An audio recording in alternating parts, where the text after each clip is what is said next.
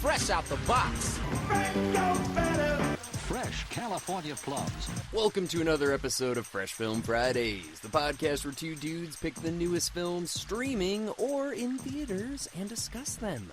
Today we're talking about 2022's Pearl, which just came out this past Friday and was directed by Ty West. I'm your co-host, Alec.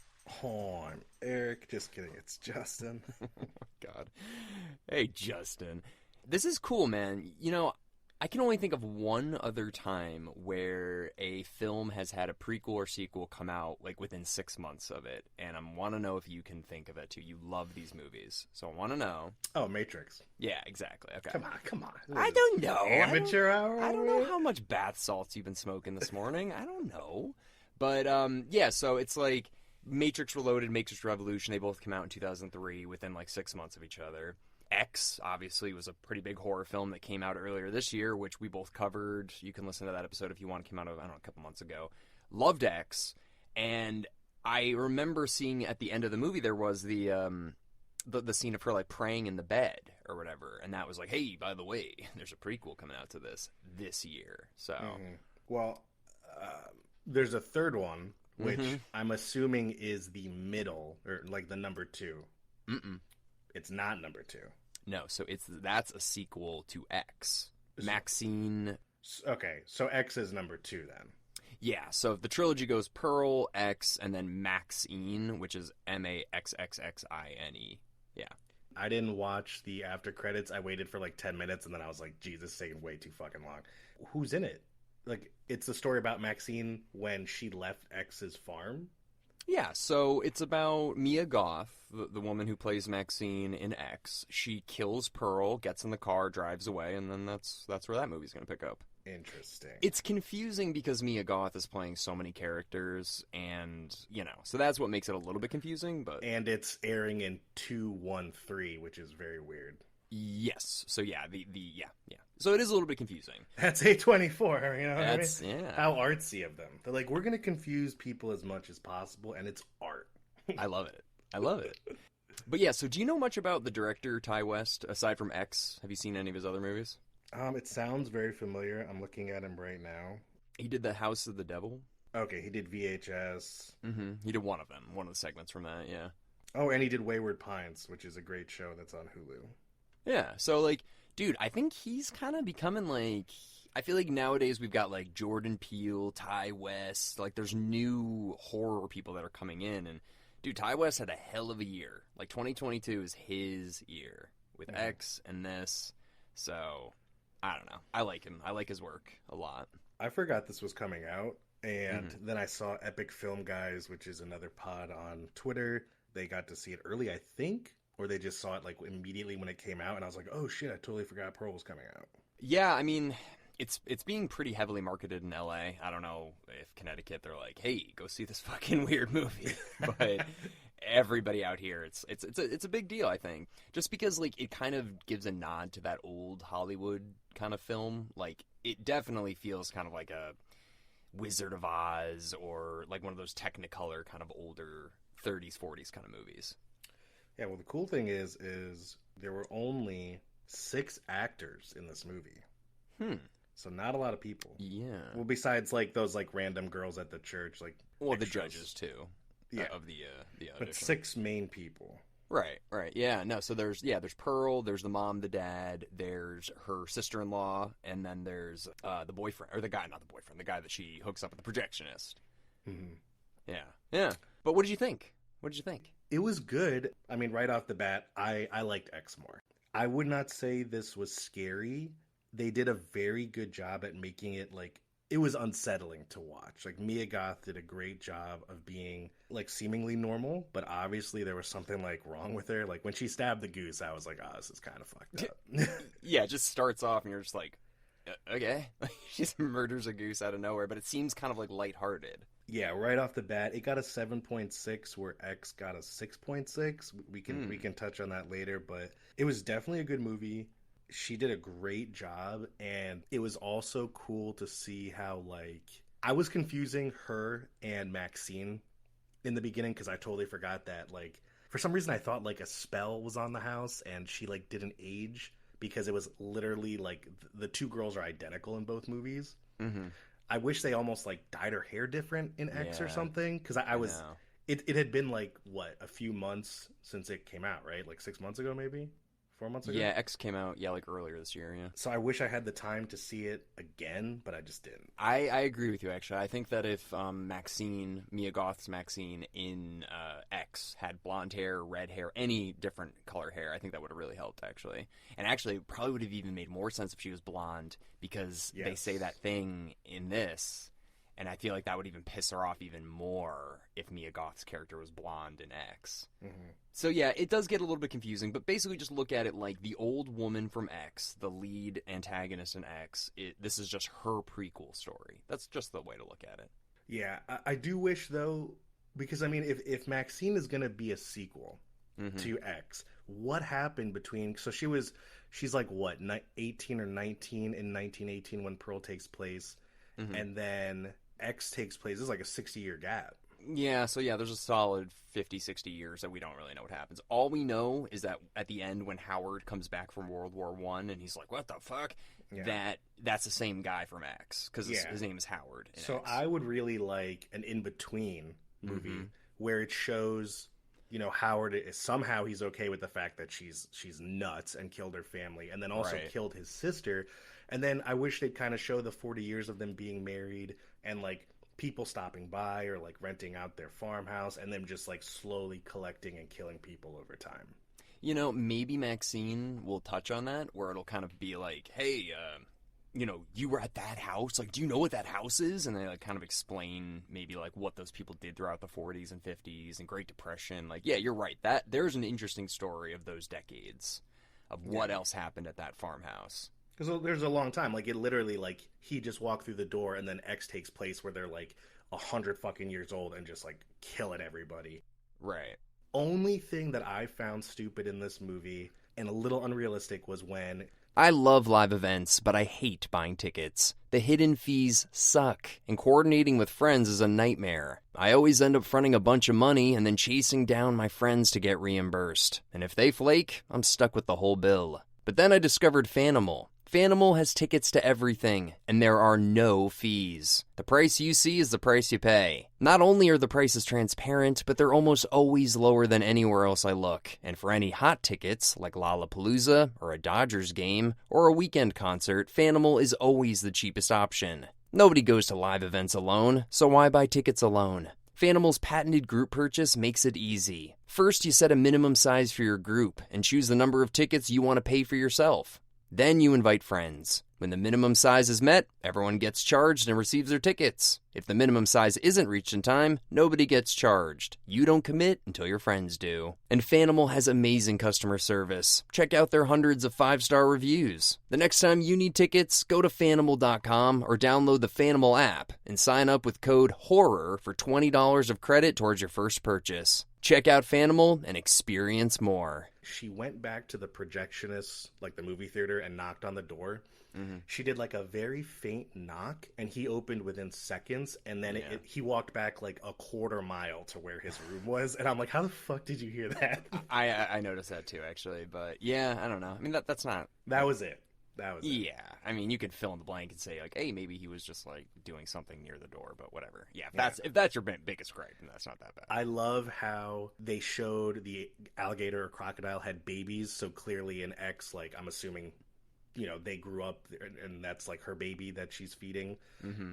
The farm animals that, like, they were looking at her weird, and then she was feeding the farm animals, like, body parts. Yep. I was like, she's sick, dude. It's kind of what that line where it's like I'm making the best of what I have, sort of thing. So she's got a farm. So what's she gonna do? She's gonna feed the body parts to what she has, And I don't know if this it's obvious, but one of my favorite parts in the movie was when she told her mom, she was like, look, if I go and I don't get it, like, I will come back. I'll never complain again. I'll stay on the farm forever. But if I get it, like, I want to try and be my own person. And dude, even after she killed her whole family, she still stuck to that promise, because she came home And she was basically doing everything she was supposed to do, but they're just dead. Like, she got dinner ready. She put her mom in, like, dude, when she combed her hair and her skull was in, like, the hairbrush, I was like, oh my God, dude. Yeah. No, you're right, though. You're right. She really did stick to her weird fucking promise. Yeah, I mean, this movie to me, it felt like, like what you said earlier, like, it's not very scary, but dude, it felt like the whole movie was like, okay, plateaus, and then extreme scene, and then plateaus for a little while, and then insane scene happens again. And so it didn't feel like you were on edge the whole time, but when it got crazy, dude. Like, Yeah. I thought the scene where they were fighting, like the mom and Pearl finally have their argument at the table, like, dude, I mean, I was like, this is really intense. Like, this is a really intense scene. Dude, when she threw her mom down the basement and the dad was just looking at her through the side of his eye, I was like, yo, this dude's freaking the fuck out. Yeah, because all I was thinking about was like, okay, I'm definitely going to die. Because she had already done the alligator thing to him earlier, so you're like, that guy... Dude, that was so scary. All right, that's pretty scary. That guy can't do or say anything. He's, like, crying, probably pissing his pants, dude. Like, Well, what do you think? So the mother knew... Somehow, I don't know how, she knew that she was probably killing geese and shit and doing weird things. Do you think the mother knew she was going to feed him to the alligator? Like, that's why she was there? I don't think so. Because the mom seems like she doesn't let anything really go, so why would she, like, even give the chance to have her husband get murdered? I don't know. I mean... Dude, how about, like, the weird shit, like, she took a bath in front of him? You know, when she said, I didn't want to waste the hot water, I was like, he took it first, and then she took a bath. I was like, that's disgusting.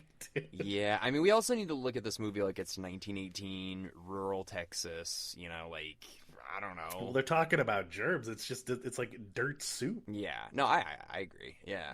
Well, speaking of that, like, this takes place during the Spanish flu, and I thought that was really clever, obviously, because of what's going on now, and it's ending, but to see old-timey people wearing masks at, like, the movie theater and stuff, you're like, ooh, wow. Yeah. Great way for people to connect. They're like, we just went through this. Right, the movie theater. We're like, remember, guys? Remember? That was scary. Couple scenes that really stood out to me, and I mentioned it in other horror movies, but when the projectionist is leaving and getting in his car, the camera doesn't show his left side. It's like sticking to the right side of him getting into the car. And I immediately knew, I was like, Mia's going to be on the left somehow. Yeah. And when she stabbed the pitchfork and the middle one went through his mouth, I was like, fuck, dude. Yeah. That would hurt so bad. Yeah. So, like, that, let's talk about that whole scene, how that all unfolds. So, you know, she meets a projectionist who's like a very handsome, you know, fun guy or whatever, and she likes him, even though she's got a husband. So she starts to go crazy. Like, we start to see, like, you know, her cracking or whatever. Obviously, she just killed her fucking mom. But that scene where she's screaming at him, she's like, you're not going to take me to Paris. You're lying to me. Like, all that stuff, dude. That scene actually really scared the shit out of me. That scene scared me the most. Her face, dude, she's like, what did you see? What did you see? She's freaking out. I'm looking at her like her eyes looked really like black there. Like it just like her face was so red. Like I was actually afraid to look at her. And I was trying to imagine what that guy being alone. Like there's nobody you can call. There's nobody walking down the street seeing this. Like that is actually pretty fucking scary. Yeah, well, going back 5 minutes prior to that, the scene prior where he showed her the European porn, right? Mm-hmm. I thought that was super weird because you got this guy, he says he was in the war, served in France, and it was just really uncomfortable because like he showed her this porn and she had to look through like the little square, and then he was standing like very close behind her, and he's like I'd watch one of those if you were in it. And I was like, that's a weird thing to say. Like, yeah, for sure. So then they had sex, like you said, she's married, but dude, that scene that you were just talking about at the farm, she did a great job of the build up, because at first kind of realistic freak out of what a girl would do if like, I don't know, a guy didn't like her, where she was like, did I do something? And he was just like, look, I gotta get back to work, like we'll talk about this later. And then she just exploded, dude, and like you said, her face was like going nuts. And dude, it was so funny when he was like, you're kind of scaring me. That's all he could say. He's like, Pearl, you're scaring me. Like this is someone who fought against the Nazis, and he's like, you're kind of scaring me. I I mean, yeah, Dude, I don't know. He must have been thinking, he was like, it was not worth it. It was not. He's like, I should have never cut her that fucking snippet of the projection. Well, he's not thinking about her being like this, obviously. No, and... of course not. But the mom knows. The mom's like, something's wrong with you. Like, there is something wrong with you. And obviously, you know, she flips out about this boy, like, just leaving or whatever. Like, yeah, you lied to him. Like, you straight up lied to him. He was like, uncomfortable and he wanted to leave. But you're like, everybody leaves me, and that's it. I'm snapping. What's wrong with me? Fuck you. I will say the one scene that really, I actually was laughing pretty hard out loud at is when she's like having the sex fantasy with the scarecrow, and then she's like, I'm married, and she like screams at him. Dude, I just started laughing in the theater because I pictured the typical like joke meme where a guy's just like, hey, excuse me, like, I'm lost. And some girl's like, I have a boyfriend. And, like, she was grinding against this dirty-ass scarecrow and then said, I'm married. Like, I'm married. She just screams. I'm trying to imagine, like, did her mom see that? Because she's like, you think people don't see, like, when they're looking at you? I thought she was going to come out and be like, Pearl, what are you doing? Like, you're having sex with a scarecrow. Dude, the mom was mean. Mom was mean. She was mean when she, like, made her go out and like bring her dinner. She's like, you had the chocolates, you must be full. Yeah. No, yeah, she's a mean lady. I mean, she's not wrong, but like she could go about it better, I guess. I don't know. It seems like she does say that line where she's just like, every time I look at you, like, ooh, that's what I see. And I was like, oh. Yeah, she said some mean shit. Yeah. How about the scene where Pearl was on her bed praying for, I forgot what she said, to be famous or leave the farm? Yeah. And then the shooting star went by. Mm-hmm. So, like, it's coming... Well, I guess it didn't really come true. I mean, she never did get to leave the farm, and she didn't get to become a star, and... Yeah. I mean, she just killed her parents and her sister-in-law. I don't know, there were a few scenes that I thought would go differently. One of them... Well, I laughed when the sister-in-law, she's like, let me get something good to drink, and just got, like, milk from the cow. And I was like, oh, okay. And then the pig scene with the maggots was disgusting. Mm-hmm. I thought, though, two things were going to happen. When she was talking to the sister, when she was, like, pretending she was Howard, and the camera didn't go off Mia for, like, it seemed like 2 minutes straight. Yeah. I thought what was going to happen was you were going to see a very brief snippet before the conversation, she like stabbed her in the head and she was just talking to her dead body because, dude, if someone was talking like that for minutes on end, I'd be like, look, you gotta stop. I mean, did you think she was just like sitting there patiently? I did think that. Okay. I kind of laughed when I went back there and she's like, well, time to I'm gonna go. But I mean, that's the thing, that whole scene, I mean, Jesus Christ, dude, if you're talking about like an Oscar nominated scene or whatever, like, that's a performance that was pretty damn good, dude. She just keeps going up and down with the crying and just how emotional she was getting and just, like, being so honest. And, like, she just completely divulged everything she was thinking and feeling. And also confessing to cheating on her husband, murder.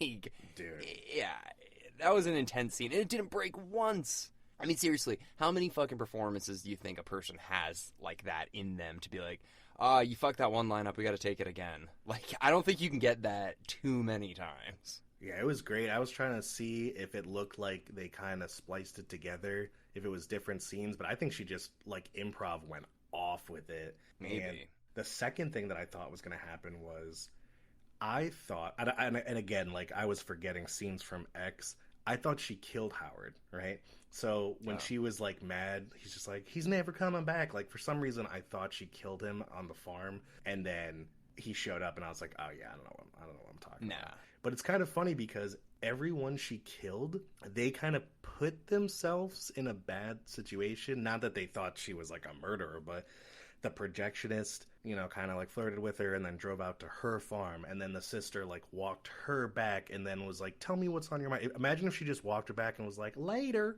and just left. But, like, she got there, tried to, like, help her sister-in-law, and it ended up getting her killed. The sister-in-law thing, dude, I think it was, like, years of resentment, and then her getting the sister-in-law got the one thing that Pearl wanted, was to like have a chance at doing this, and she got it simply because Blanc, younger and Blanc. we don't know if that's the reason, but that's why casting chose her, you know. Maybe Pearl was better. We never got to see that girl, or Mitzi. We never got to see her audition, but, you know, they did choose her because she's blonde or whatever. So, yeah, that drove her to snap. And I think that's probably the scariest scene in the whole movie to me, actually, more than her freaking out at the projectionist, is when you see Mitzi leaving the house. It's all one take, dude. You know she's going to come out that door. Dude, when she bent down and grabbed the axe, I was like, you better fucking run, dude. Dude. Like, take the heels off and just run. That is so scary because, yeah, it's 1918. There's no cars driving by. There's nobody. She's screaming, help, help. Like, there's nobody coming. There's nobody coming, you know? And then she just keeps hitting your back with an axe, and the blood's all over the ground behind her. I was like, this is brutal. And this is only happening to her because Pearl is jealous. That's it. This girl didn't do anything. Mitzi didn't do anything, dude. Jealous and crazy, but... Yeah, exactly. But yeah, so that was absolutely crazy. I mean, that scene, it was so uncomfortable to watch because there's just one take, you know, and you're like, this is horrible. Because any other murder movies that you see, it's like, there's so many different cuts, and you're like, okay, this is what would happen. This is like, fuck, man. You're just watching this girl get killed. That, and I got pretty uncomfortable when she was...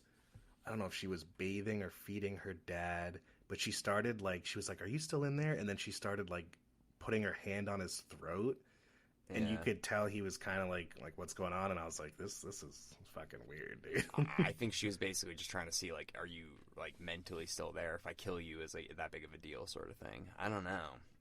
I mean, this movie's more about like mental health, like a breakdown sort of thing, like isolation, not doing what you want to do with your life, you know, like, I mean, that was a common theme in this movie, was just like, you get one life, you better do what you want to do, you know, because even in X, I don't know if you remember this, but right when Pearl kills Brittany Snow's character, pushes her into the water and the alligator gets her, she says to her, she's like, it's not my fault you didn't live the life you wanted to, and then she pushes her into the alligator. So I think the whole theme of these movies is do what you want to do out of your life, because if you don't, you're going to resent your life.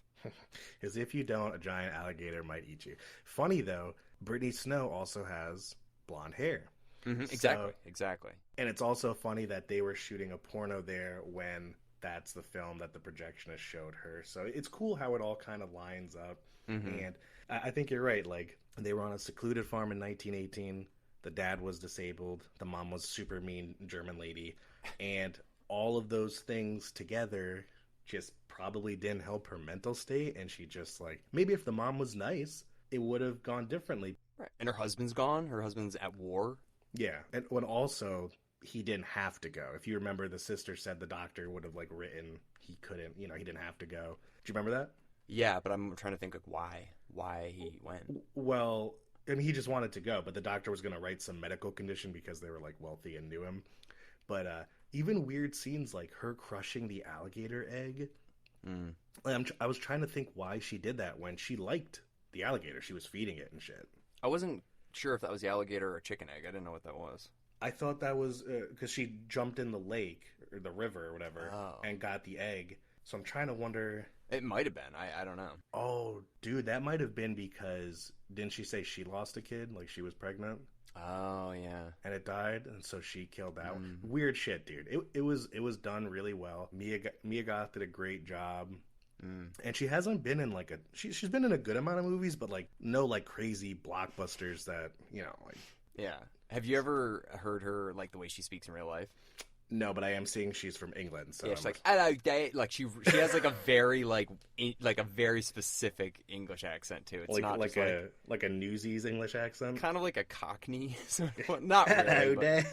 No, she's like, it's really scary, it is. Like, I think that... No, that's like a Michael Caine impression. You know what's funny is it always seems like British people do really good Southern accents. Yeah. I've heard that British people, I mean, at least when I was over there, like, every British person I met, they all were, like, obsessed with, like, cowboys and, like, the South. Like, how's Texas? I hear Texas is cool. I'm like, yeah, it's fine, I guess. I don't know. I think us British people are really fascinated with that like idea of like Old West in Texas. I don't know. Maybe they just like it because it's also a different accent. I don't know. Yeah, but like our accent is just as different to them as a Southern accent, you know. But you don't. I don't know. I always think like, I think about that a lot. Like, there's so many like British and Australian and like New Zealand actors that can like pretty much nail an American accent like spot on, but like it doesn't work the other way. It's hard. It's tough. Yeah, and I just wonder if that's just because of our movies and TV shows. Like, there's so much going out to the world, and we're not like getting a lot of stuff. Well, yeah, when we grew up, I mean, you mainly watched English stuff, American stuff. But over in England, for example, I'm sure they got plenty of things that were made here. More, I think. I think they're watching like The Simpsons and like Two and a Half Men, all that shit. They're like, this is funny, but so when like Americans try and do it, it comes off very like Peaky Blinders, but like they're like, that's not really how we talk. Right, exactly. So it just never goes the other way. Yeah, but anyways, this episode of the podcast is brought to you by Bard's Clothing. The days of "Hi, my name is" are over. We live in a virtual world, and our images are being shared on social media and professional pages every day. With over 1,000 fabrics to choose from, Bard's Clothing is here to tell your story through clothing.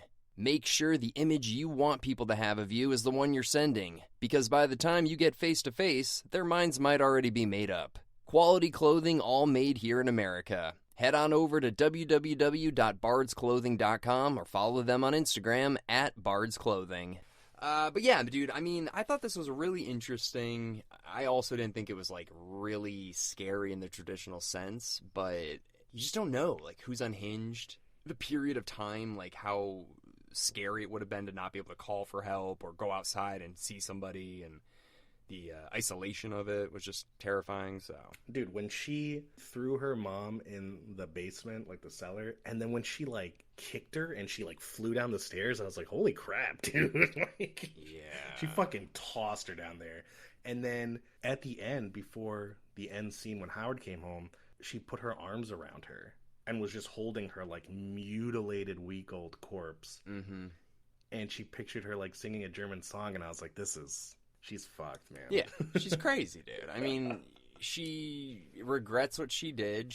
Clearly, when the mom said, like, you're going to fail, and then when she does fail, that's all she sees. It's like, it's also so crazy because this is some fucking church in Texas dance company. Whoop-de-doo. They don't like you. There's a million other auditions and a million other things you could do with your life. But she thinks that this is the only thing that matters. So it's like, Don't kill your fucking parents over some community theater fucking thing in Texas. Are you kidding me? Well, maybe to them that was big. But it's not. They live in the middle of nowhere. Oh, well, yeah, that's all she knows. But, that'd be like you auditioning for like a Hartford theater company, not getting it, and being like, well, I'm just going to kill my fucking family then. All right, so 7.6. What do you think? Dude, yeah, I don't remember what I gave X. I think this is like just the slightest notch below X. I just like X because I like those kind of movies more. Like I like Texas Chainsaw Massacre and slashers. And Brittany Snow's boobies. Correct. Okay. Yeah. So like I like all that, but Pearl was very good, very just unsettling. Beautifully shot, dude. Like, that's one thing we didn't talk about was the colors, dude. They were so vibrant because it was Technicolor, and I love that. So, it's very different. How about the ending? How about the credits where she was just laughing uncontrollably? She was, like, smiling but crying. Like, if you saw that in real life on a farm with no one around, I'd be like, I gotta go. In a pig with maggots all over it and dead people at a table? Yeah, I think you'd go. That's grounds for leaving. But yeah, man, I don't know. I'd say maybe like a 7.7, right around there. Mm-hmm. What about you, Justin?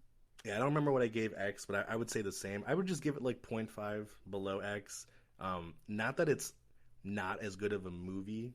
I just preferred X, the whole the cast slowly dying. But Pearl was equally as good, just a different kind of film. Mm-hmm. And For something so simple where it's just like 6 people revolving around their lives coming to this farm, they did such a good job with it. Right, and it's kind of the idea is just like what's going on at this farm throughout the 20th century, essentially. And, I want to know more. Just like you said, I want to know what happens between this and X.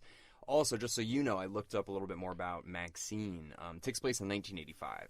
Oh, so that's like at least 10, 15 years after X? No, so X takes place in 1979, so this is like 6 years later, but it's about, so it says Maxine is about like the girl that survived the X massacre. So, I don't know, so I guess that's going to be a thing, like people are going to know about the X massacre. Other thing is, I always thought X was kind of like, oh, it's about porn or whatever, but this movie kind of makes it seem like you don't have the X factor. Like you don't have what it takes sort of thing. Ty West is like, no, it's about porn.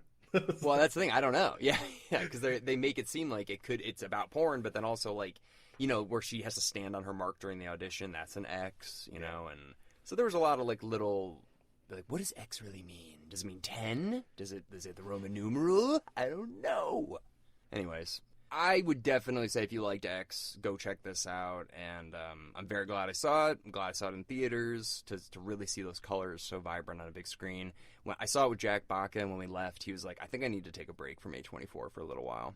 Why is he all A24'd out? What does that mean? I think these movies they're just intense, dude. Like, they're not like easily digestible, and if you watch too many of them, like, back to back to back, you're kind of like, I don't know. Yeah, I definitely got home from Pearl, and I, like, sat on the couch, and I was like, huh. I'm like, I'm kind of fucked up from this movie. I also kind of thought it was cool that Ty West edited this, too. You don't see that too often. I saw that, yeah. Louis C.K. did that for 4th of July, too. But it's very rare that you get a guy that's like, I'm going to write, direct, and edit this. He's like, the budget's tight.